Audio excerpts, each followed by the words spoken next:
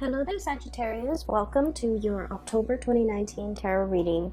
It has been a while since I did a reading for you guys, so I'm really happy to be able to catch up with you all. I hope you all are doing well, and I apologize for my absence for the past few months. I hope that this reading resonates with you, that it also helps you navigate the energies. So, let me talk about what I sense when I was shuffling out the cards, okay, and then we'll talk about this spread. Needless to say, I feel like this spread is very, very focused on all the important love relationships in your life, okay? And I feel like we have four people here, like four court cards indicating people. And we have water signs, earth signs, and air signs. So you're dealing with a lot of people. And for some of you, you might be dealing with all three of them. Others, you might be dealing with facets of each of these characters. And then while others still might be dealing with like only one of these scenarios. But I feel like this is a month where it is very much about, figuring out the relationships in your life that are worth salvaging, the relationships that are worth still being in, and the relationships that have been draining. So I feel like there's a lot of reassessment going on here. Libra is about the balancing scale, and as we head into Libra season, I feel like the imbalances, unequal give and take, lack of reciprocity in relationships and in all partnerships, in all of our communication with another person will be very evident. And so it's a time for us to really take stock of what's not working or what is working, and to figure out solutions to balance out the give and take in relationships. Okay, so I feel like for a lot of the signs, for a lot of people in general, everything that has happened since the month of January moving into now in the month of October, I feel like you're getting signs and messages along the way to indicate to you what is lacking, what's not working in your relationship. And I feel that it's time for you to take the knowledge and the wisdom with you and try to either fix the relationship if you are still in love, leave the relationship if you're no longer in love, and seek the right partner that will give you that sense of equal balance, give and take, and reciprocity so that you can move on to better relationships. So it is an important month to put theory into practice, to figure out what you have already learned and how to implement that into the world, okay? So when I was shuffling out this spread for you, I saw two images. The first one is, I see you sitting at a table, and it looks like a karaoke bar. There's like a stage, a makeshift stage. It's not a platform or anything. It's just an area they cleared out. There's a microphone in the middle. And you're sitting at a table and you're looking at somebody, their name is called up, and so it's like an open mic night. And it's at a bar, you're having your drink, and you're a man. Like, I can't really make out the features, but he's at a table looking at the microphone. The name is being called on the mic, and the next person who's supposed to sing a song steps up to the mic. The music starts, the soundtrack, the cues, the lyric cues start, and this person is ridden with stage fright, and the person didn't sing on cue. Like, the person just didn't sing. Okay, so then it leaves that air. The scene kind of breaks up, and then another scene emerges. And I'm going to talk about the first scene first before I go into the next scene. So I feel like the concept about being overwhelmed with fear, being overwhelmed with emotions, being overwhelmed with how they feel, being like just disoriented, the spotlight's on them, they don't really know how to react. So I feel like for many of you, this is not you. This is a person that you are dealing with, okay? I'm getting the word agoraphobic, somebody who is like not great around big crowds, large groups of people. They don't operate at their best when the spotlight is shown on them. And I feel like, they try their best to try to break out of these antisocial behaviors or stage fright or whatever it is. They're trying to, they're trying to kind of like break out of their own shell and to do something where it incorporates other people, but they're not able to overcome social anxiety. And I feel like the social anxiety is a big part of their personality. They're extremely introverted, possibly very, very shy. They like when you look at them, you might not feel like they have any type of social anxieties because when you're in like a close relationship with them, they don't exhibit signs of social anxiety. But I feel like when they're out in public, when they're dealing with strangers, when they're dealing with just large crowds, they get very, very shy and they shy away from big gatherings. And so for some of you guys, especially if you have a lot of like water placement in your chart, so for example, if you have like water, like Scorpio, Pisces, or Cancer as your sun, moon, or rising, or if you have a lot of planets in a water sign, this might be you, where you're feeling a little bit disconnected from people, mainly because you might have social anxiety. You might have issues when it comes to operating in a large crowd, being in a position where you're interacting with a lot of people, or you are kind of like front and center and people are looking at you, and all eyes are on you. It can feel very uncomfortable. And to a certain extent, most of us, I feel like the majority of people aren't great with like public speaking always provokes like anxiety, but I feel like you're either dealing with somebody or this is triggered in you in a situation that where you haven't experienced it in the past. So I feel something coming in, okay? I'm also getting the word tongue-tie, stage fright, and tongue-tie, okay? So it could be either of those things. I strongly feel that you are dealing with somebody who has social anxiety, who has a lot to say, and yet they're very, very tongue-tied because their emotions get in the way.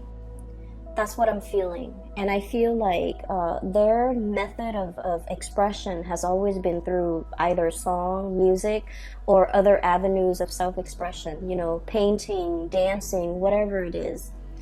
But I feel like when it comes to one-on-one interpersonal communication, there's something here that's preventing them from expressing how they really feel.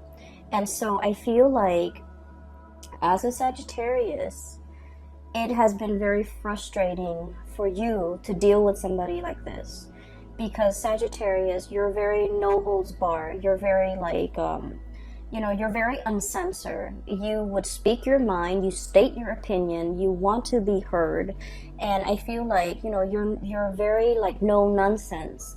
If somebody ticks you off, you will give them a piece of your mind right away. And the beauty about fire signs in particular is that when someone or a situation upsets you, you blow over, like you blow up, but then you get over it. You don't hold things in, you don't hold grudges, you don't hold things in, you don't hold your emotions in. And I feel like it's a very healthy way to live. But you're dealing with someone who's like your counter opposite, okay, like you're a counterpart that's like your total opposite, excuse me. And they hold a lot of stuff in. They're used to repressing. They don't say what's on their mind.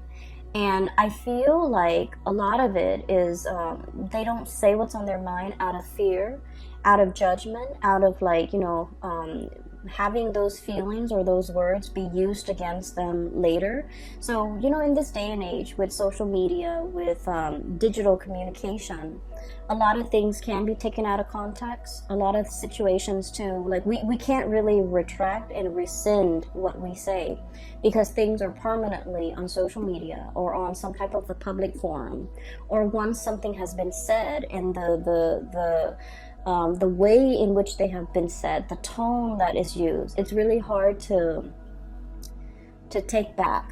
Okay, once we form a strong opinion and we verbalize that opinion, it's very, very difficult to take back. And so you're dealing with somebody who's aware of all of this. And so they're very calculated when it comes to the things that they say, how they communicate, what they communicate, and who they communicate these messages to. And from your perspective, you might feel like, oh my gosh, they are so cowardly. They are so they are so censored, they are so repressed, they are so scared, they don't know what they want. And so you run through the gamut, like these myriad of reasons why somebody or the other person might not, you know, express how they feel. But I feel like yes, they might be all of those things, but the important thing is that they have been repressed for a very, very long time. That was like a survival mechanism. That was how they dealt with grief. That was how they dealt with changes. And that was like, it's purely survival, okay? I don't blame people when they do things on a purely survival basis. Even as an adult, you know, we're conditioned to behave a certain way. And so I feel like it's hard for you to understand this person. It's very, very hard for you because you are out and free and you know, unaffected, okay? And you're very uncensored. And so you don't understand how somebody could be so different from you. So I feel like there's a lack of understanding here, but I also feel like there are issues with the other person. And I feel like a mix of cowardly, a mix of stage fright, a mix of social anxiety, a mix of repression, a mix of, you know, just life experiences that makes them very, very calculated when it comes to what they say, calculated when it comes to what they to expressing their emotions. Okay, so that's where we're at. Okay, so that's the first thing with that karaoke situation. The second image that I'm seeing here is I have this little boy. He's wearing a raincoat and his little backpack, and it's like in the morning, and it's kind of drizzling outside, and he's waiting for the school bus, okay? So he's about like 5 or 6. He's waiting for the school bus. The school bus is supposed to pick him up in front of his house, but he's in the porch because it's kind of sprinkling. And he's debating, you know, I don't want to go to school today. Kids are mean to me, or, you know, I just don't want to go to school today. I don't want to be in school. It's kind of rainy. I'd rather be home. I'd rather and I don't feel that great. And I feel like he doesn't feel that great. It's the weather affecting him. But, you know, children, they can't really verbalize these things. So he's just like, I feel crummy. I want to stay home today. I should tell mom that I don't want to go home. So he's like running through these thoughts in his mind. And then he's like, I don't want to go home. I don't want to go home. I don't want to go to school. I don't want to go to school. I want to stay home. And then he's still deliberating in his mind. Should I go back in and tell mom I don't want to go to school? And then just then the bus comes. And the bus door opens. And he's like, I don't want to go to school. Should I just go back inside and tell mom? And then he finds himself walking towards the bus. And then the door closes and the bus takes off because he took too long. Okay, so I feel like, once again, this could be you or another person that you're dealing with. And I feel like it's a situation where it's uneasy. You have like a gut reaction or a gut instinct on what you should do. Right? Like you might have a disaffinity for something, like a lack of liking for something, or an aversion to something, or like just a repulsion towards something. And then you're trying to rationalize, like, why do I feel this way about this person? Why do I feel this way about this situation? And I feel like your intuition has been right. Your intuition is telling you, you know, that might not be the right person for you. That might not be the right situation for you. And crisis averted, because I feel like at the end of the day, the door closes. He missed his bus, but he gets to stay home. And so in a way, it's sort of like a situation that can be a self-fulfilling prophecy as well. Okay? Taking too long to make a decision, first of all. Do I go to school or do I stay home? Taking too long to make a decision. And then at the very last minute, the decision is made for you. That option is ruled out for you. And so inaction, I feel, is as dangerous as like lack of action, or doing something where your heart is not 100% committed in it. It can lead to failure. Does that make sense? Because I'm feeling like there's a self-fulfilling prophecy. It's something that you're just like, oh, it's doomed to fail from the start. I'm just going through the motions to do it, but it's doomed from the start. And because you're half-assing it, and because you're like just going through the motions, and because you're also injecting a lot of just self-defeating negativity into a situation, it fails. And I honestly feel like this is not you, Sagittarius. This is somebody that you're dealing with, where they're like constantly mired in a very, very negative mindset. They don't look at the end goals. They don't look at, you know, pushing themselves past their limit. They let fears and discomfort gets the best of them. They don't challenge themselves. They're not inspired to be a better person. They're not, you know, grasping for these high ideals. So then whatever they do inevitably flops. And you might have witnessed this. You might have been, you know, dealing with them when they go through life and making these decisions. And it's like, the hardest people for a Sagittarius person to be around are people who are very, very negative, okay? I feel Sagittarius people are the most optimistic, are the most carefree, are the most like, you know, it's gonna work out, like just fearless people that I've ever encountered. And I feel like you're dealing with someone who's a naysayer, who's very mired in negativity, who's constantly like, they do things and they're just like, oh, it's not going to work out. So they give up even before they even try. They give up even before the situation started, or they shut something down before it has an opportunity to get off the ground. And you're realizing it now. You're realizing that energetically they are affecting you, okay?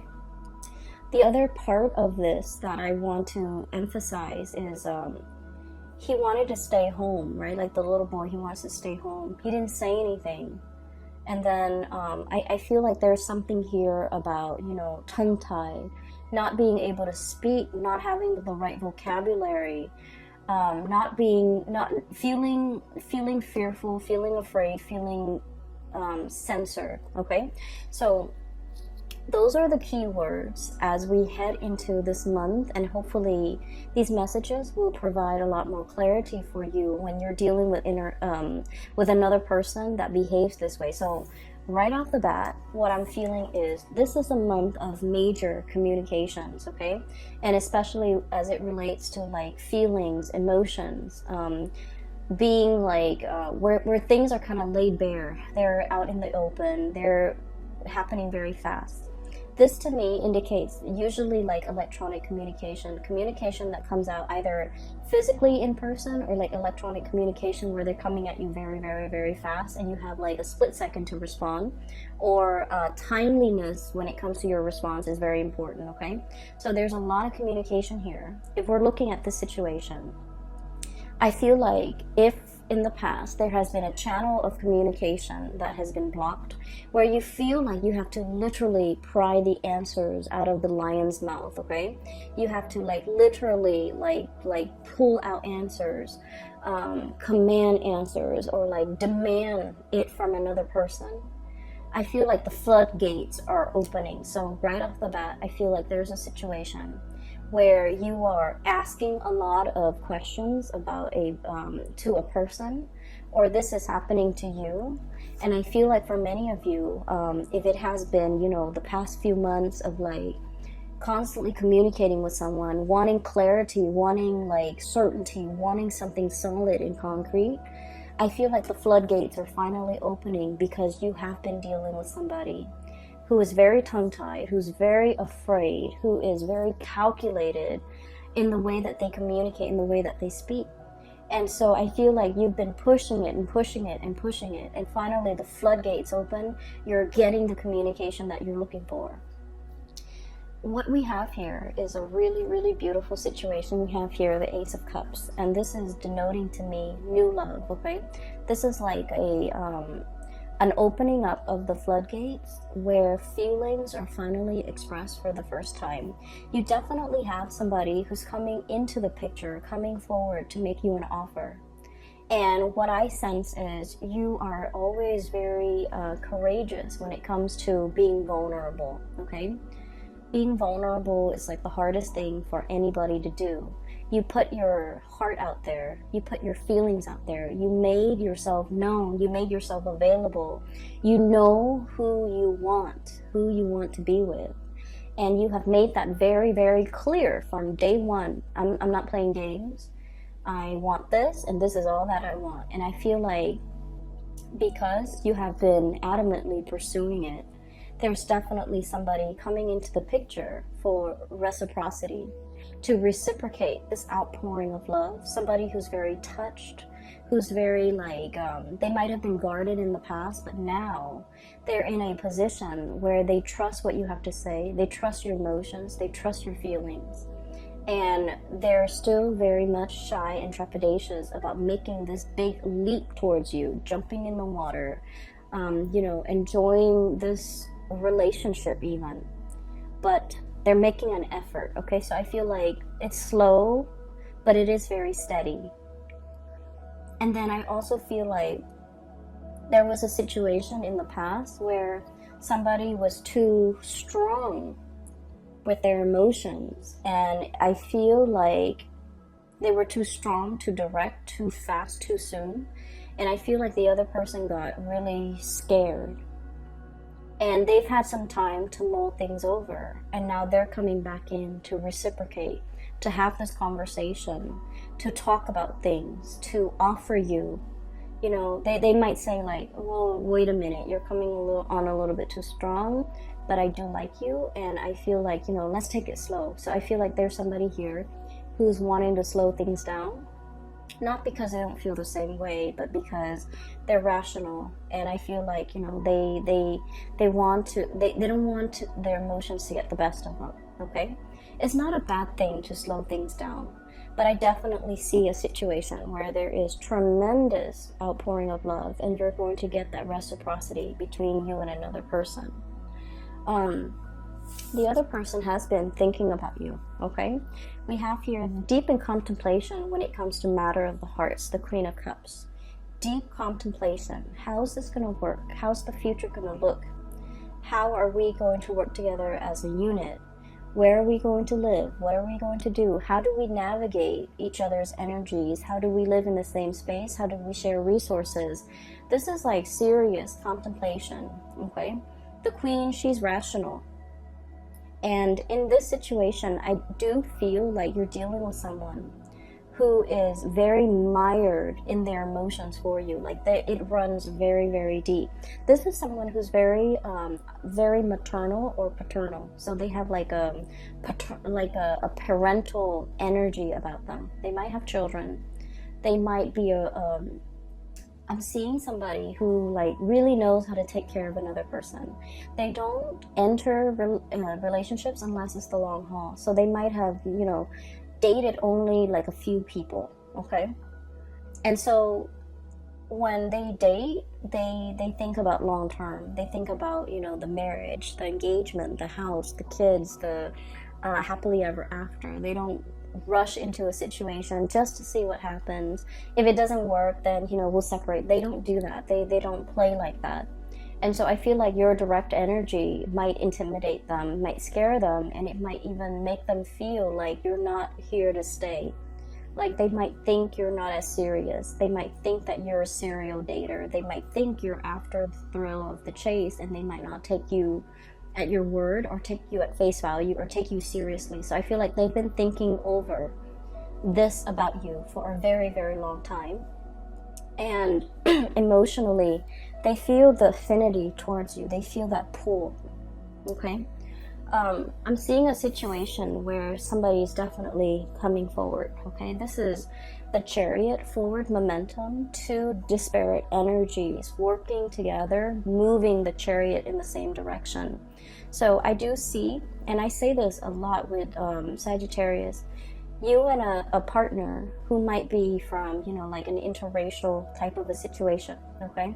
The traditional depiction of this card is we have the black sphinx or the black horse and the white horse working together to pull the chariot along, and I usually think of that as like an interracial couple, two people who might be very culturally different, okay? So keep in mind, for example, you might be like born in the same country, and then one person, you both might move to the United States, and one person is still a lot more traditional, the other person might be very Americanized. So in a way, that's like still culturally different, okay?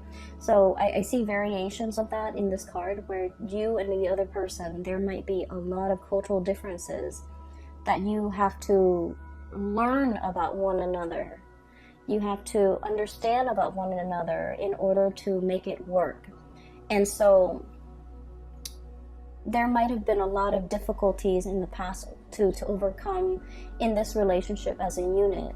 There might have been a lot of communication problems. You never gave up on it. You never threw in the towel because you knew intuitively that, you know, it was worthwhile, it was worth it. And you knew, you felt how they felt about you.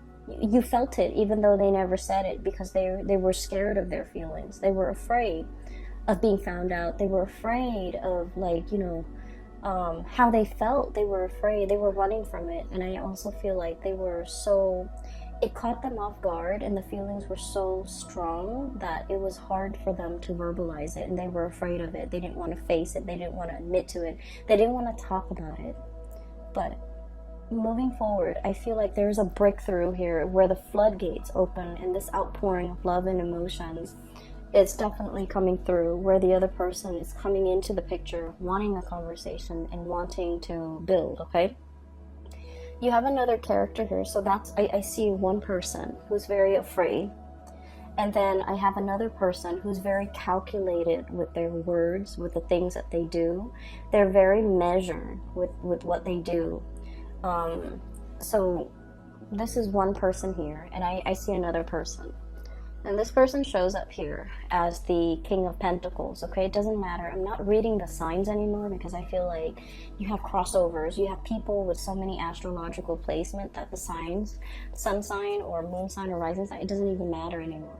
But what I have here is the King of Pentacles. This is someone who's very, very hardworking, okay? Like, they have worked very, very hard for everything in their lives, okay? This wasn't somebody who was born into wealth. They didn't have a trust fund. They didn't have a large inheritance from their deceased, you know, family members. They worked out in the fields. They might have callous hands. They might do something that's physically demanding. They don't care what they look like. They're not going to show up in a suit. They've worked really, really hard. They've had to hustle. They've had to go out and take care of things and take care of business at a very young age. And when you're deprived of a childhood, when you've had to grow up really, really fast, when your whole life was all about work and responsibilities, you can be very, very emotionally absent, right? So I just want you to understand where this person is coming from. This is like the pillar of responsibility, okay? This is somebody who make a lot of sacrifices for the greater good. This is also somebody who really craves stability. They crave predictability. They crave hard work. They crave an opportunity to prove themselves. And so just imagine you're dealing with someone like that. And when they look at you, you're hot, fiery, and passionate. You're very unpredictable. You're very uncensored. You're very no holds barred. You're very impulsive as well, I feel. But you're so lucky because your impulses don't get you in trouble. But Aries do. And I feel like to a certain extent, Aquarius and Leo, their impulses, you know, and Pisces, their impulses often get them in trouble. But I feel like you're ruled by, you know, Jupiter, which is the planet of luck. You have a guardian angel. And you never get yourself in sticky situations for very long. There's always an out for you. But the point is, they look at you, and everything that you do is like runs counter to everything that they have done thus far to achieve everything in their life. So they look at you as a wild card. They look at you as kind of like, it's exotic and fun and exciting and passionate, but it's unstable. That's how they perceive you. And so this is not somebody that enters situation, relationships, friendships, with like, you know, arms wide open. They're calculated with the things that they say. They're calculated with, you know, projecting outcomes. They crunch numbers. They think about odds and probabilities. And I feel like the odds of them going after you is very low, mainly because they feel like it's a wild card. I feel though there's still going to be communication with you and this person. This is what I usually call, like, you know, ringing the bell, okay? This is like the lobby attendant somebody coming in, making their presence known, ringing the bell, and they're going to make their presence known. There's still going to be communication. They're still enthralled and seduced by you. And I also feel like they're still very much like wanting that connection. But I do sense, and I'm not into, telling you to change your behavior or anything like that in order to be with this person. I just feel like it's going to take some time. It's going to take some time for them to learn to trust you completely. It's going to take some time for the two of you to work out your differences. It's going to take some time for this person especially to really open up. And in the meantime, the love, the affection, the chemistry is great. And the attention that you give them is really good for their ego. They really enjoy it. But I feel like there's a little bit more of a heart-soul connection here. But I also feel like you're putting a lot of work in this situation. It is time for you to kind of like step back a little bit and let this person come forward towards you. So don't take this burden upon yourself. Let this person share the burden. Let this person do the work. As soon as you realize that you can lay down these wands, you're going to know that, this person is so reliable. They're going to pick up those wands and walk alongside you. So I feel like there's a situation here where you're pushing, and you might need to take a breather, take a step back, and they're going to start to come forward, okay?